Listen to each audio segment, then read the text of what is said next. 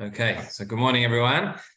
We are on Daf Tet Amud Bet, Makkot. We were about halfway through the long Rashi. I'm just going to go back onto that before we move on to the next Mishnah.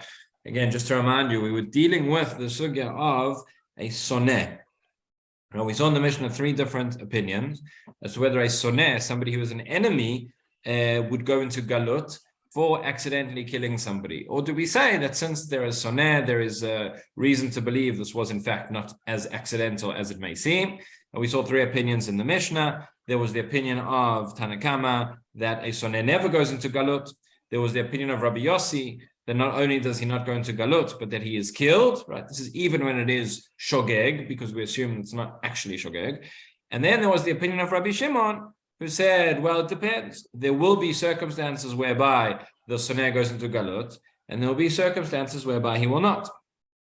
And that's what the Gemara is dealing with now. If you look 4 lines from the beginning of the wide lines in the Gemara, third word in, where it says Tanya, right? We saw this machloket, a contradiction between the two braitot regarding the opinion of Rabbi Shimon.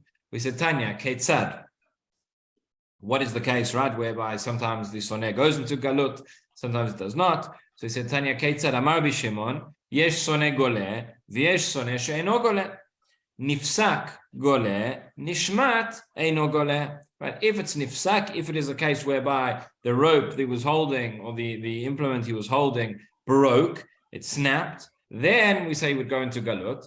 However, nishmat, if it slipped out of his hand, right, slipped out of his hand, then he would not go into galut, because the assumption is with the soneh, there's, right? He was this was a frame up. It was as if it had slipped, but really he had meant to kill him. So that was the first braita, and then the second braita said, "V'atanya Rabbi Shimon Omer leolam eino goleh ad sheishamet machzalo miado." The second braita, the way we understand initially, is that Rabbi Shimon is talking about anybody. He's talking about even whether it's a soneh or even an ohev, that galut would only occur after yishamet machzalo miado, when it slips out of his hand. So according to the first braita, there is only galut when it's nifsak, not when it's nishmat, not when it slips. According to the second braita, there is only galut when it slips, and not when it breaks. So we have a double contradiction between the two. Said the Gemara, kasha nifsak ad nifsak, kasha nishmat ad nishmat. Right? Both cases seem to have contradictory rulings from the first braita to the second braita. And then we saw the Gemara gives a resolution, but as we learned it together with Rashi, because Rashi changes the girsa over here. We have to switch around the girsa of nifsak and nishmat. So I'll carry on reading in the Gemara, but reading according to Rashi's girsa. So in your Gemara it says nifsak and nifsak, but we have to change that. We have to say nishmat and nishmat lo kasha ha bohev ha besoneh. In other words, regarding the contradiction that you asked, that according to the first braita, if it slips out of his hand, there is no galut, and according to the second braita, if it slips out of his hand, there is galut. Well, the resolution is the first braita is dealing with the soneh, and as we've explained until now, and it says explicitly that it's dealing with the soneh, that if it slips out of his hand, so there is no galut. However, if it's talking about anybody else, that's the second braita. Talking about anybody else, talking about an ohev, there where it slips out of his hand, yes, there would be galut. Now, what about the second contradiction? We said nifsak and nifsak. So again, in our Gemara it says nishmat and nishmat, but we have to read it nifsak and nifsak, that if the rope breaks, or if the implement breaks and then falls and kills somebody. So again, lo kasha, harebi v'harabanan. So regarding this one, it's not a difference between who the person is that is accidentally killing, but it's a machloket tanaim between Rebbe and Rabbanan. Remember, a previous Mishnah taught us that when somebody is chopping wood in the forest, and then something splinters off and hits somebody and kills them, they go into galut. What is it? That was a machloket between Rebbe and Rabbanan. According to one of them, the opinion is that if the metal, the blade from the axe slips off, in other words, the axe which a person is holding breaks in their hand, and a piece of that goes and kills somebody, that would be galut. According to the other opinion, no, it's not about the axe which breaks in their hand, but it's about the wood which they are chopping from the tree. A piece of wood splinters off and goes and kills somebody. So the case of, if it's the piece of the axe, that would be parallel to the case of nifsak, because you're holding something in your hand and part of it broke off and that's what killed somebody. But if it is the some wood from the tree that one was chopping, that splintered off, that is parallel to nishmat, where something slipped out of your hand, because something which is not in your hand goes and kills somebody. And that is the machloket between Rebbe and Rabbanan, and that is the difference between these two brightot over here regarding the question of nifsak. So let's just look at Rashi again, the long Rashi over here, long Rashi on Te'et Amud Bet, Rashi that begins nifsak anifsak lo kasha Rebbe Rabbanan. It's about halfway down the Amud. It says hadiktani nifsak gole afilu besone v'kol sheken be'ohev Rabbanan v'alibad Rabbi Shimon. Says Rashi, that which is taught that nifsak, that if the rope breaks in one's hand and they go into galot, so that is even regarding a soneh. It's obvious because we said that nishmat does not go into galot. So that's talking about a soneh, an enemy. V'kol sheken be'ohev, and so too regarding anybody else. That is the opinion of Rabbanan, according to Rabbi Shimon. De'amar nishmat habazel mikato v'harag gole. Because Rabbanan said in that earlier Mishnah that if the metal, the blade, breaks off from the axe and kills, they would go into galut. Right? That was learned from the Psukim. V'nifsak hachevel dumiyat nishmat habazel mikatoi shenish'al ha'eged beyado. And in our case, where it says nifsak, where the rope snapped, that is similar. That parallels this case of where the axe broke because you've still got the handle in one's hand.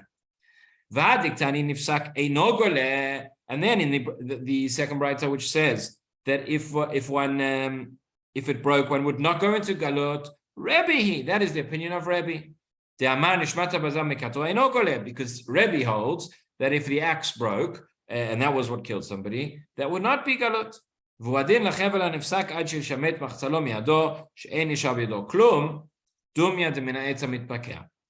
and it would be the case of the rope which broke is only when the rope slipped out of one's hand, where there's nothing left in their hand. That would be similar to the case of the wood which one chopped, which splintered off and killed somebody. Ule Rebbe aliba de Rabbi Shimon ein lecha soneh gole kach matzati gilsa b'tshuvat hageonim.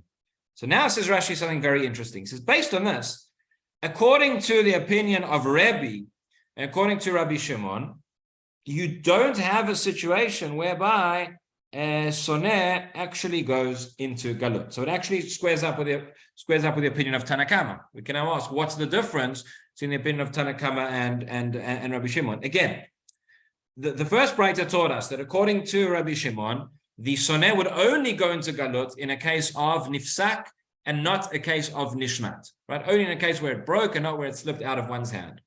However, we then saw a braita in the name of Rabbi Shimon who said that nifsak, where it broke, there is no galut. We said, no, that is the opinion of Rebbe. According to Rabbanan, there still is galut. So, but what comes out of this is, according to the opinion of Rebbe, there is no scenario, says Rashi, whereby a soneh actually would go into galut. Because nishmat would not be, because we're worried he's a soneh, and nifsak would not be, because that's what Rabbi Shimon said, how he learned it from the Psukim. So that's Rashi's kiddush over here. He says, Ein lecha soneh goleh, kach matzati gilsa b'tshuvot hageonim. Says Rashi, I found this in the words of the Geonim, v'chein ikar, and it's correct. Right? We'll come back to Rashi in a moment, but you have a look at Tosfot over here. Tosfot takes issue with this point, because again, once we say that according to Rabbi Shimon and Rebbe there is no galut, so what's the difference between Rabbi Shimon and Tanakama? Well, you could say that Rabbi Shimon only argues with Tanakama in the opinion of Rabbanan, but not in the opinion of Rebbe. However, Tosfot gives another answer as well. He says, second Tosfot on the Amud, which starts off Nishmat. He says, Ve'im tomar leRebbe heichi mishkachad le'soneh sheigle. Right? You're going to ask the question, according to Rebbe, what is the scenario whereby a soneh is going to go into galut? The benishmat ohev golev velo soneh. Where it slipped out of one's hand, there only an ohev would go into galut, and not the soneh. Ve'im banifsak afilu ohev eno goleh. And if it's nifsak, it broke, then nobody goes into galut. That's what Rabbi said.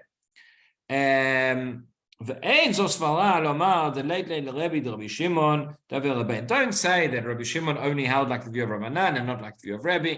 No. So says Tosfot, here's the case, not like Rashi. It says Yesh lomar demikom makom eshkachat la. There is a case. Kegon shenafal min agag alav. Diadu ala kol shelo nafal midat shelo haya besakanat mavet. Says the case is, if he's holding something in his hand that falls, well, we've seen that wouldn't apply for those reasons. It says if the person fell off a roof and he fell onto somebody else and killed him, that would be the case whereby the soneh would go into galut. He says we won't say that we assume this was done on purpose, because he would sakanat mavet. He fell off the roof. He's endangering his own life. So we assume he did not do that on purpose. That it was accidental, and that says Tosfot is the case whereby the soneh would still go into galut, according to Rabbi Shimon. Okay, let's go back to Rashi for a moment. Rashi continues. We're about halfway through that Rashi. He says, "Girsat asfarim meshubesheti." The girsa that we have, right? Girsat asfarim, the girsa we have of the Mishnah, where it said nifsaka nifsak, nishmata nishmat, in the opposite way to which we read it. That is meshubeshet. That is incorrect. And he says, where did that mistake come from? Right? Remember, we said in the case where the way the Mishnah explained it, a person was chopping wood, and the axe broke, so the blade slipped off the handle. That is the case which is parallel, we said, to the case of nifsak, to a case where it broke. However, the word which it uses is nishmat, because the blade slipped off the handle, not slipped out of his hand. But because it's the same word, says Rashi, that's where this confusion comes from. So they compared that case that says nishmat barzel to the case over here of nishmat hacheven. He says, but that's impossible. You can't learn it that way.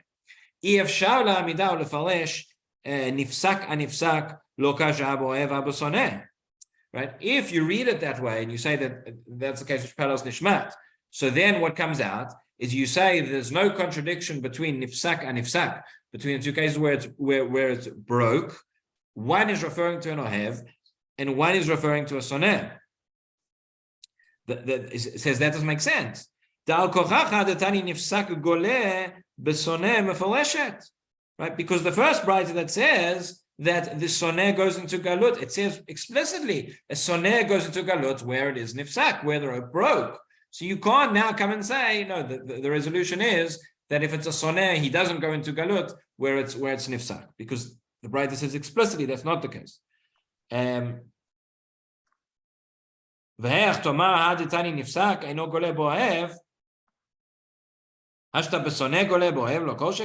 Right now, you can't say that if the soneh goes into galut, so you're going to say nifsak means that for a soneh he goes into galut, but for an ohev he doesn't go into galut. That doesn't make sense. If the soneh is going into galut, for sure, one who is not soneh would go into galut, and therefore it doesn't make sense to read it that way. And that is why Rashi changed the girsa, and that is why we learned the simpler girsa according to the way that Rashi understands it. Bottom line, at the end of the day, just to summarize, we'll move on to the next Mishnah. Regarding what Rabbi Shimon says is the following: regarding a soneh, one who is an enemy, if it slipped out of his hand, no galut, because we're worried this is karov lamezid. If it broke, there is galut, and there would be galut for a soneh. There would be galut for anybody if it broke. What do we therefore do with the brayta that says that if it broke, there is no galut? That is the opinion of Rebbe, as opposed to the opinion of Rabbanan, because we compare this case to the case where one was chopping wood, and the two different understandings there. Okay. I have a quick question on the definition of soneh. Okay, so the question, the way Rashi defines soneh, if you don't speak to someone for 3 days out of hatred, well, you don't know what's in a person's heart. So is this implying that you always should greet someone where he is? Like there are people in shul I don't say good morning to. So that's why he says you don't speak to them out of hatred. You don't say good morning. You don't know what's in their heart. No, speaking you can see. Hatred you can't see. Okay, so that's an interesting question. How would the Beit Din come along then and define? How would we know? That would be a separate question. Meaning, how would we measure that? We do have a principle in halakha that we say dvarim shebalev enam dvarim, right? I guess that's where your question comes from. Meaning, you can't tell what's that which is in a person's heart. So we would have to look at the sugya over there exactly how Beit Din would know and how they would measure that. But that is a fair point. It comes up, by the way, in many different areas of halakha. This idea that dvarim shebalev einam dvarim, one of the most famous and more controversial ones from recent years, is regarding the whole debate regarding giyur, right? regarding conversion. We know that when somebody comes before Beit Din, and the Beit Din have to ask him whether they accept upon themselves Torah mitzvot. Right, they have to say yes. The Gemara in Bechorot says that a ger who comes and accepts all of Torah except for one mitzvah is not accepted. But what happens in a situation whereby a ger comes along and says, yes, I'm accepting everything. The Beit Din believes that he's accepting everything, he or she, and then afterwards it turns out that they actually didn't intend to accept things. So assuming that the Beit Din did their homework and assuming they had no reason to believe the person was lying, again, based on what they said, they go based on what they said, not based on what was in their heart, which they had no way of telling. We say dvarim shebalev einam dvarim. But that is a very long, complicated sugya, as I say, with lots of sensitivities around it. So I'm not going into it, but that is just an interesting point to note. Okay, again, we see how all areas of Torah are connected. We're sitting here learning about arei miklat and murderers, b'shogeg, and none of this is practically relevant. But as you see, the principles do come out, and the principles do touch all sorts of areas of halakha. So says the next Mishnah. Rabbi Kenigsberg, sorry. Yes. The beginning of the Rashi, it says Nishmat habazo mikato, even shenishna ha'eged biyodo. What's the eged? The handle.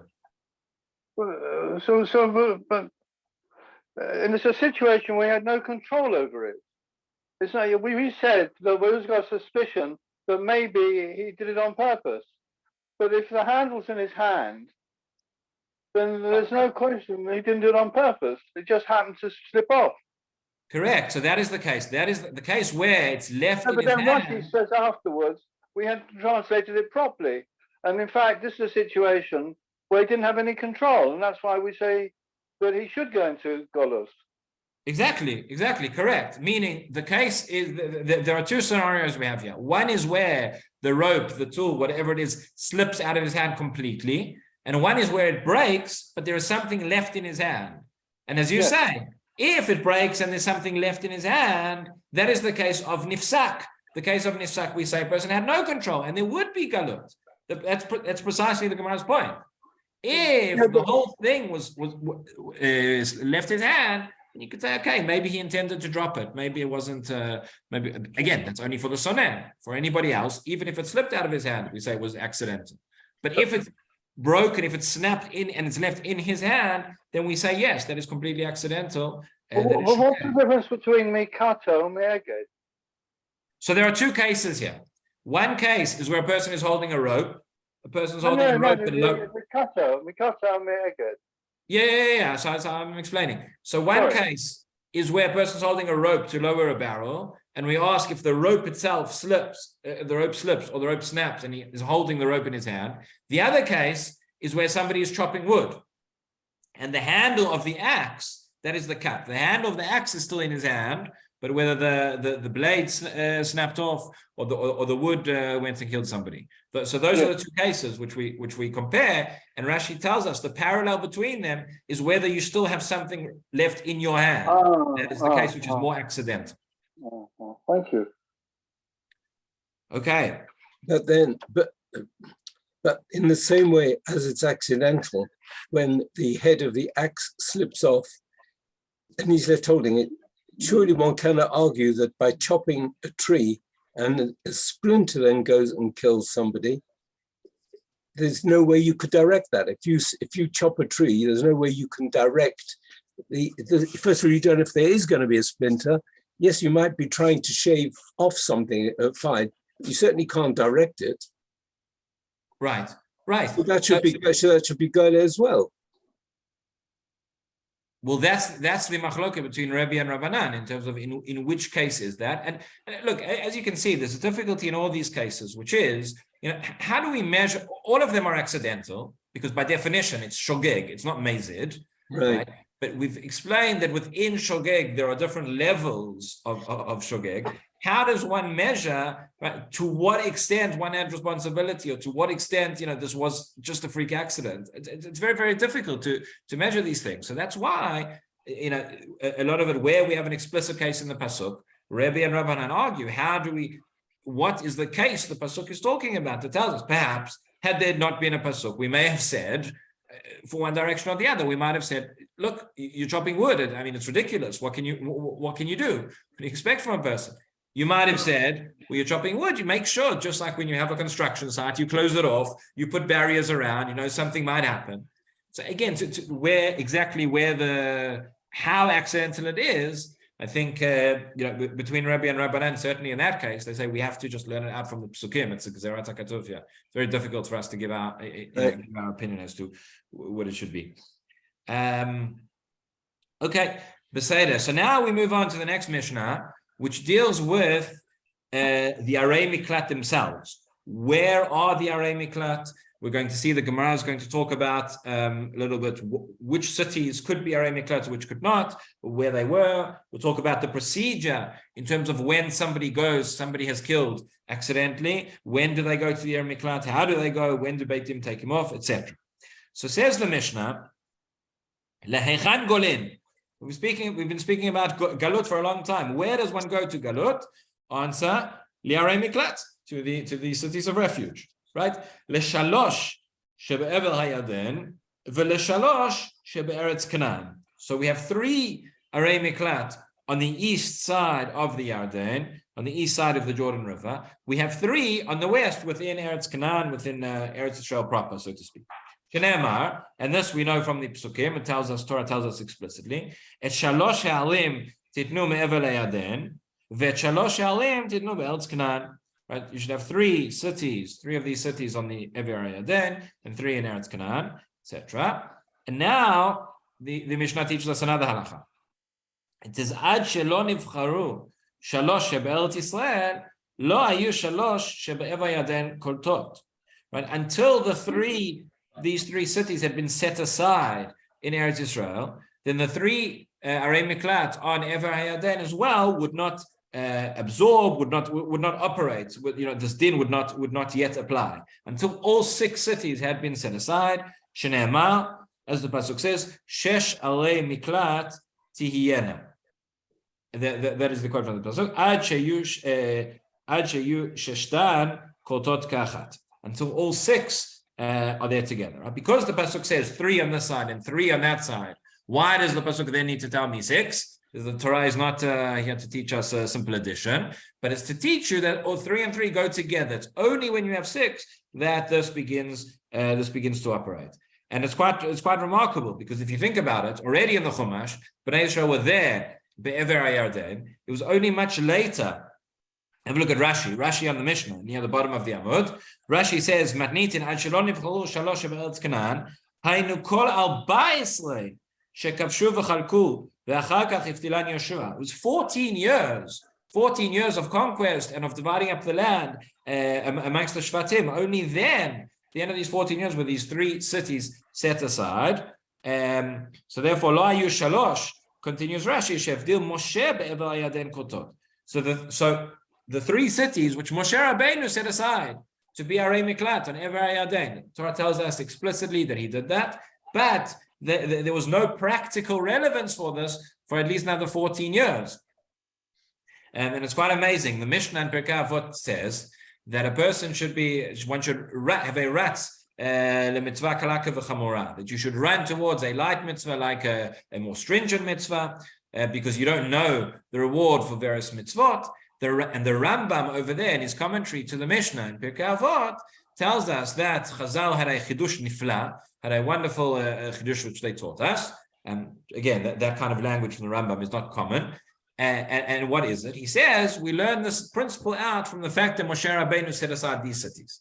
And even though he could not actually fulfill the entire mitzvah, even though what he was doing was not, had no nafkamina, right? Had no practical relevance, but Moshe Rabbeinu would run after mitzvah, whatever he could do. There was a piece of a mitzvah that he could do, even though it wasn't going to be relevant for another 14 years.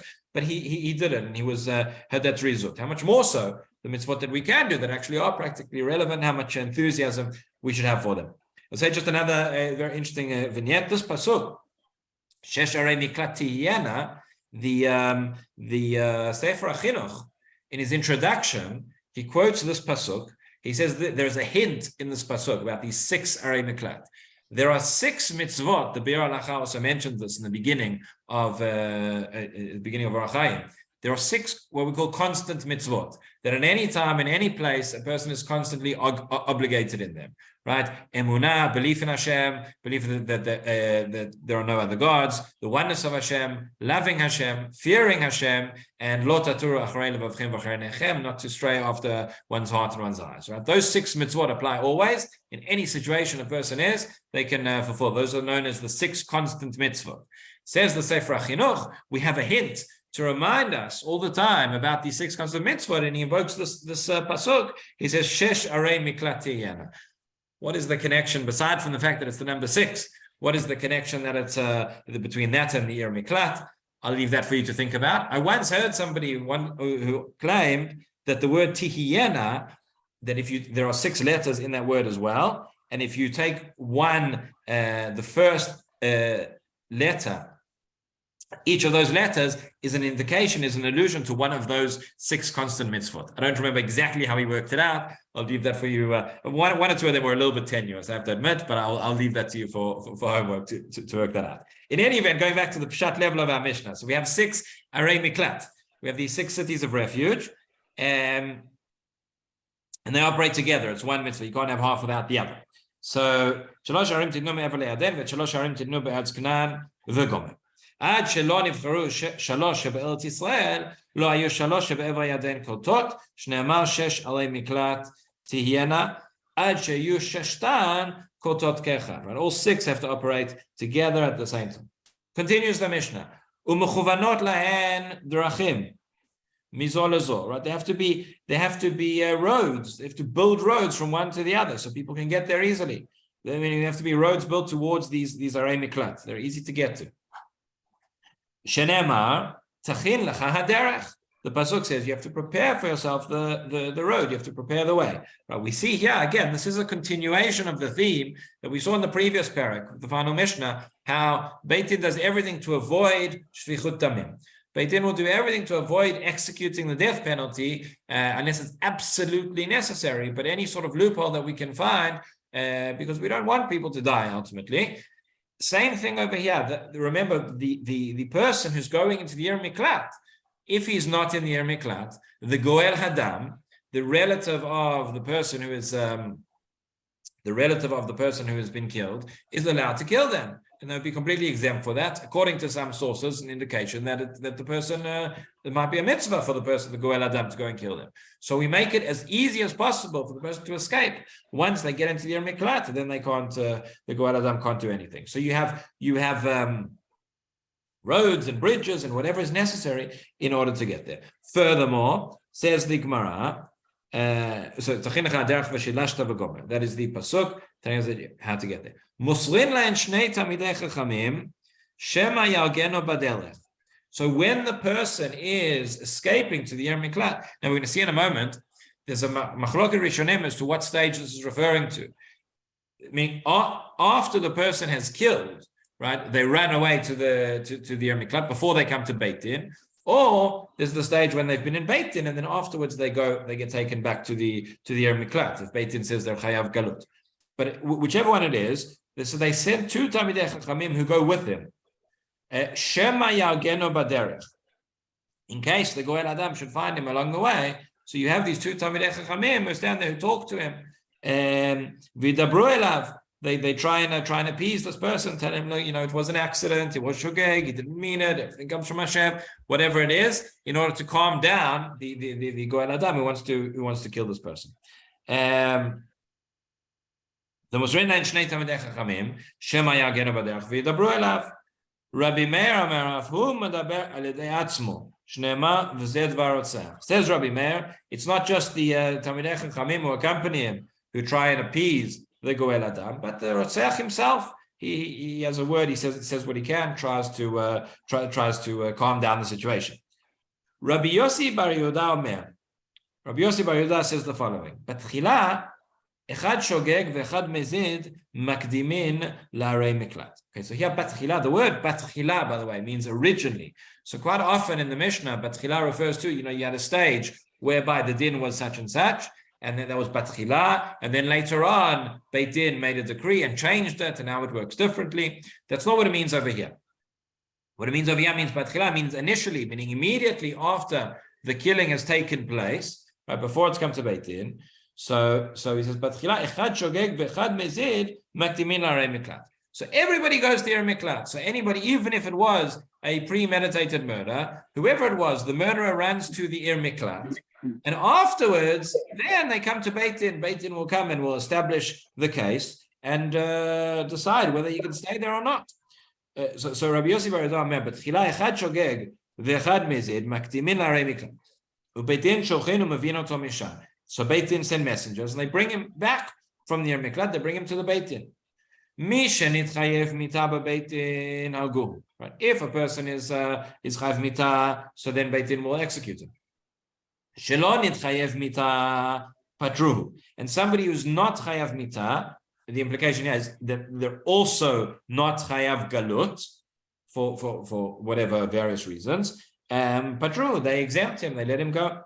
Mi shenitchayev galut machzirin oto lemekomo. If they find that it was a shogeg and he's chayav galut, so then they send him back to the Ir Miklat. Shneimar vashivu oto ha'eda elei miklato. You'll return him. The congregation will return him back to his city of refuge.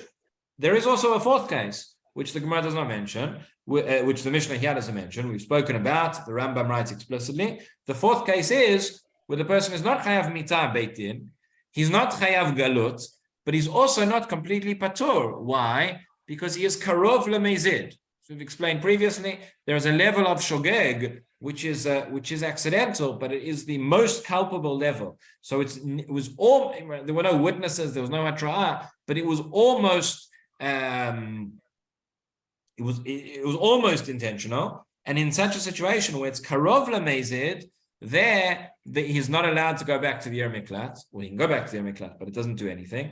And he's supposed to spend the rest of his life, in fact, on the run from the Goel Adam, because the Goel Adam there is actually allowed to kill him. Again, how this transpired in practice, if it's ever happened, I don't know. Be fascinating if there's any historical account of that. But that is that fourth case. So once a murder takes place, the murderer immediately flees to the Ir Miklat. Once he's in the Ir Miklat, no one is allowed to touch him. And then Beit Din bring him back. And based on whatever the judgment is, either they send him back, or they execute him, or they let him go. He goes free. Rabbi Kenigsberg. Yes. So this one, we keep talking about the murderer, but he's not been actually judged, the murderer, yet. He might be totally innocent. It might be somebody else who did the job. I'm not quite clear at what point in time we label him as a potential rotzeah. In other words, in English law, you can arrest somebody, but he might be totally innocent. Nothing to do with it at all. But we don't seem to talk about it. So when it says Potter here, right, it doesn't mean somebody who's found to be totally innocent. There's nothing to do with it. We don't talk about that case. Somebody's accused and he's found innocent. So in between. Yeah. So you're right. So at the beginning, it is the alleged murderer. That's correct. If they're found to be totally innocent, it could be that a person is found. Either the person is found to be totally innocent, or it could be that the death took place as a result of their action, but it was completely anus. Yes. It was completely right. So it's very. So you're right, and this point has been raised before. It's very interesting that the Torah calls this person a rotzeach. Again, the entire concept of galut The entire concept of the generally when we say rotzach, we say murderer, right? We think, say in English law and whatever other common law there is, murder implies a premeditated act with intent. Over here, if it was a premeditated act with intent, the person would not go into galut. Meaning, even if you didn't have as we've explained already, even if you didn't have witnesses, you didn't have atra'ah, but you know that it was mazid, that person is not. Galut would not suffice for such a person. Galut only suffices for somebody who is shogeg, where it was accidental, and yet the Torah calls the person rotzeach. That is the word used. It's very interesting. It seems a little bit unfair. We'll see actually on the next stuff a very interesting observation which the Gemara gives as to why it may happen that a person, even though to no fault of their own, ends up killing. But yes, it's a fair point, and it's an interesting observation to make that the Torah calls the person rotzech, even though it's not what we would necessarily understand the term to mean. Could I ask an unrelated question? Sure. Given the rage that the Goel Adam has to the loss of a relative, wouldn't it be more effective to send some bodyguards to accompany the manslaughterer or the alleged murderer rather than Talmidei Chachamim to protect him? That's strong. Good question. Maybe it tells you something about the way that people related to Talmidei Chachamim in such a society. I don't know. It's a good, right? The implication of the Mishnah is that this is the most effective way to turn this person, cause their rage to subside and prevent them from killing. Why is it more effective than sending bodyguards? Maybe today we'd have to send bodyguards as well. I don't know, but yeah, I hear the question. I don't have a satisfactory answer. But Rabbi Kenigsberg, shouldn't we find it surprising that 3 of the Arei Miklat are in Chutz La'aretz? Yeah, we should find it surprising for a number of reasons the Gemara is going to discuss. So it's an interesting point you raise again. So this goes into the definition of how do we define Eretz Yisrael and how do we define Chutz La'aretz. So the truth is that every Yarden has a sort of quasi status, meaning yes, on the one hand we relate to Eretz Canaan as the other side of the Yarden. We relate to that as Eretz Yisrael proper. And of course we know Moshe Rabbeinu was not allowed to enter Eretz Yisrael. Moshe Rabbeinu was in the Ever HaYarden. Mitzad Sheni, this land, this Ever HaYarden was where 2.5 tribes settled, right? The tribes of Reuven and Gad and half of Shevet Menashe. So it does have, it's a somewhat intermediate status. It is not, we don't consider it for all matters quite the same Kedusha as Eretz Yisrael. We don't consider it completely like Chutz La'aretz either. It's somewhere in the middle. But yes, it is surprising. It is surprising that we have 3 of the Arei Miklat there, and the Gemara is going to address that point very shortly. I'm not sure we'll get there today because we only have 5 minutes left, but maybe we'll get there at some point. Okay, so says the Gemara, just maybe the first couple of lines, and then we'll end. It says Tanu Rabbanan, Shalosh Arim Ivdil Moshe be'Ever Yarden, u'kenegdan Ivdil Yoshua be'Eretz Canaan, u'muchovanot hayu kamin shtei shurot shebakelim. Right, so we have these 3 cities which Moshe Rabbeinu set aside on Ever HaYarden, and parallel to them, these 3 cities which Yoshua set aside, and they were mechuvanot, they were aligned one with the other, sort of in a row. So you had Hebron b'Yehuda, keneged Betzer b'Midbar, Shechem b'Har Ephraim, keneged Ramot b'Gilad, Kadesh b'Har Naftali, keneged Golan b'Bashan. Right, so you had these 3 cities there. The Gemara just gives us a list. Each time tells us the city. First, the city that's in Eretz Canaan, the city and the region in which it's in, followed by the city on Ever HaYarden. So you had Hebron in Yehuda, and parallel to that, Ever HaYarden, Betzer in the Midbar. You had Shechem in Har Ephraim, and so you had Ramot in Gilad, and you had Kadesh in Har Naftali, and you had Golan in Bashan. So Gilad, Bashan, etc. These are names of the regional area. Gilad is the area which was, and Bashan are both the area which were on Ever HaYarden, across from the Jordan River. And so it continues. V'shilashta, said the pasuk, you'll divide it into 3. sheyu meshulashin, that it should be split up into three. If you think from north to south, you divide the area into three components, three parts. Shemidarom lechevron, kemichevron leshchem, umichevron leshchem, kemishchem lekadesh, umishchem lekadesh, kemikadesh latzafon.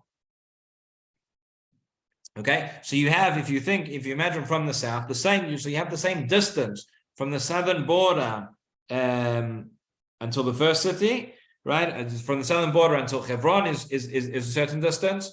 From Hebron to Shechem is also equidistant. Then again, from Shechem to Kadesh is the same, and then again from Kadesh up to the northern border. That is all divided equally. Says Rashi over here, Mechuvanot hayu, Elu neged elu, b'shtei shurot, k'mo shtei shurot shebakeren. Just like when one plants in a vineyard, you have two lines, so too you have these two lines of these cities. V'shilashta et gvul hatzacha v'gomer shayu meshulashot, says Rashi, klomar, shemitchaleket haaretz chalakot, l'chva shel Eretz Yisrael, le'arba'at reva'im. Right, as we've explained, it's actually, although it says v'shilashta, you've actually divided into four, because if you count the borders, you'll see that there are four areas. Etc.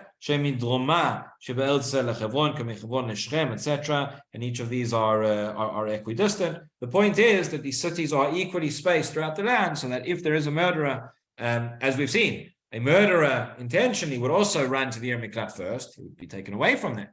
But also b'shogeg, so that it's easy and easy for people to get to access. Right. The next question, and this will pick up on the next year on Monday. Right. For those who weren't here at the beginning, Monday, Tuesday, Wednesday, the 3 consecutive days. That's when the shiur is going to be. We'll look at the fact that there are 3 cities in Eretz Canaan. There are 3 cities on Evrei Yarden. So you have an equal amount of cities for the 2 lands, which don't have an equal amount of population. And that itself is a bit of a strange question, and the Gemara will discuss. We'll pick up there next week. Have a wonderful day, everybody, and Shabbat Shalom.